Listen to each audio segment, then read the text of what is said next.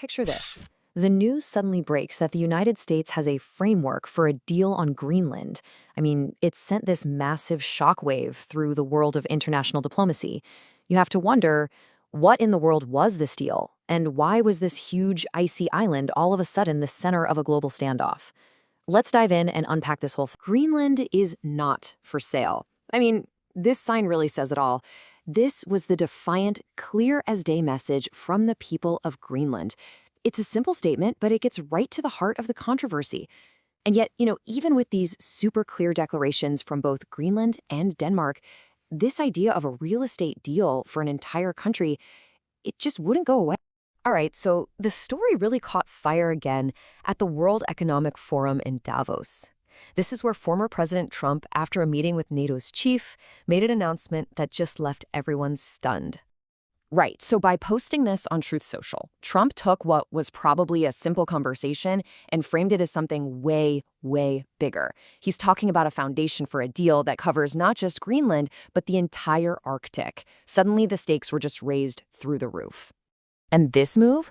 It's a perfect example of the kind of pressure being applied. See, right before Davos, Trump was threatening 8 key European allies with some pretty hefty tariffs, and he explicitly tied those tariffs to a complete and total purchase of Greenland. Then, literally right after his meeting, the threat vanishes. It was a classic, high-pressure negotiation tactic, plain and simple. So, this gets us to the big question, right? Why this intense focus on Greenland? It's this huge, sparsely populated, self-governing territory of Denmark. What makes it so incredibly valuable to the United States?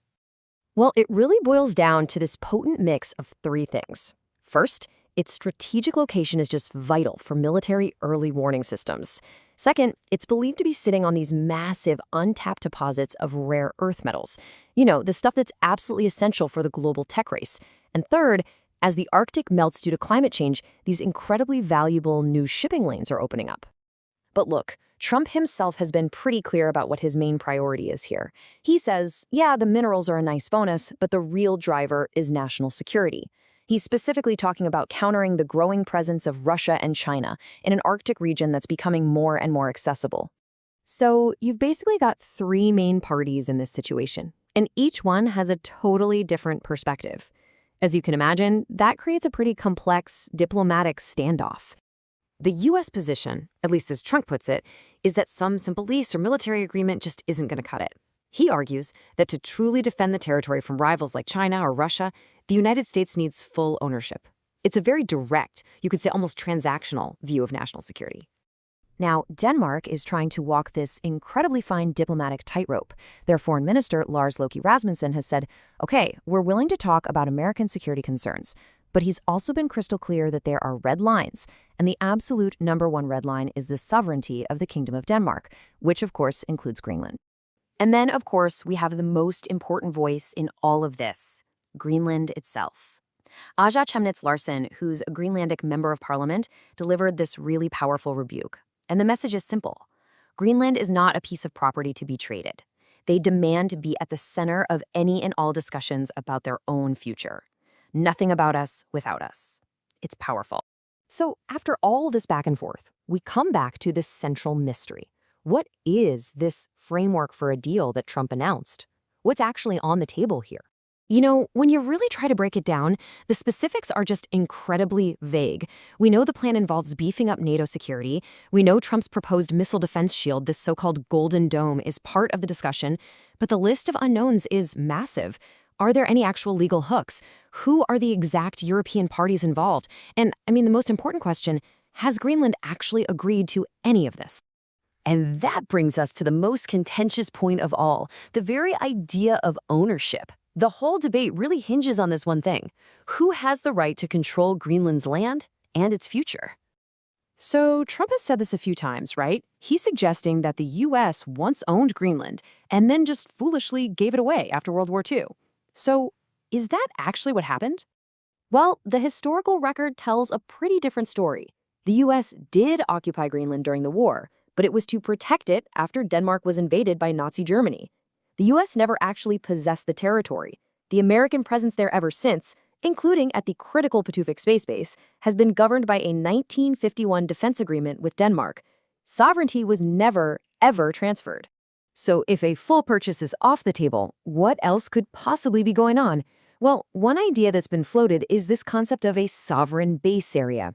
It's a model kind of like what the UK has in Cyprus, where one country owns these small, specific parcels of land just for military use, all inside another nation's borders. It's a way to have ownership without buying the whole country, I guess. But, and this is the big but, this brings us to the absolute non-negotiable red line for both Denmark and Greenland. It just doesn't matter if we're talking about the entire island or just one symbolic plot of land. Any transfer of territory, any deal that gives up sovereign control is a complete and total non-starter. End of story. So here we are, left with this really complicated standoff. You've got the U.S. ambition for ownership on one side and this non-negotiable position on sovereignty on the other. Where does it possibly go from here? Well, the most likely practical outcome is probably an updated defense deal, something that gives the U.S. stronger access and investment, maybe with a little more NATO branding, but stops way short of ownership. And in the meantime, Denmark and Greenland can use their own legal tools, things like permitting and environmental laws, to make sure any U.S. presence is strictly limited to rights of use, not sovereign control. And let's be clear, the stakes here are incredibly high.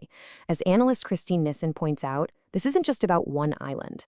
Any deal that involves even a symbolic transfer of land could set a really dangerous precedent for international law and challenge the very idea of national sovereignty as we know it. So we're left with this really fundamental question. Is this blunt transactional approach the start of a new era in Arctic diplomacy where strategic interests just steamroll traditional norms? Or is it a dangerous gamble that threatens the bedrock principle that nations and the people who live in them are simply not for sale? That's really the core tension at the heart of this whole Greenland deal.